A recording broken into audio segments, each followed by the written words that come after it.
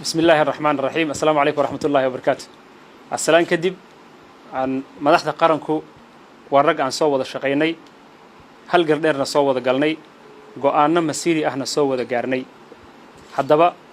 محاد لي خلافك وحيابه دليل خلافك السياسي أها بريها تاجنا وحسابي لبضن الريموت أساس عطا كو حسيلوني ذا حسيلوني ذا نبت قلية ذا قبل كبنادر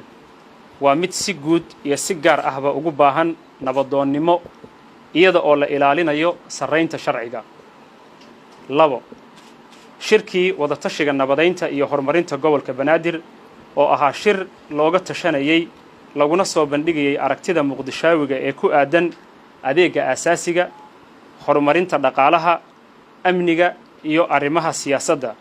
oo ay ugu horeyso matalaada dastuuriga ah ee 3 milyan ka maqan shacabka ka badan 3 milyan ee gobolka Banaadir degan waxaa naga wada saaran waajib damiiri ah oo Soomaalinimo sida daraadeed waxaan shacabka gobolka Banaadir ugu baaqayaa nabadgelyo iyo in la dhawro xasiloonida lagana fogaado wax kasta oo keeni kara in amniga muqdisho khalkhal gala xasiloonida iyo nabad ku wada noolaashaha ayaa wax kasta nooga muhiimsan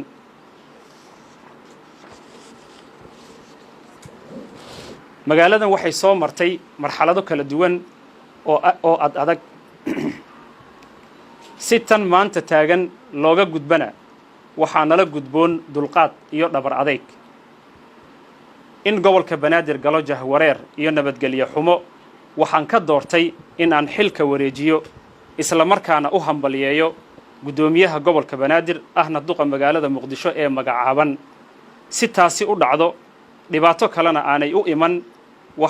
waa in si degdeg ah aqalka dawladda hoose ee xamar xayiraadda looga qaado haddaba waxaan magacaabi doonaa guddi xil wareejin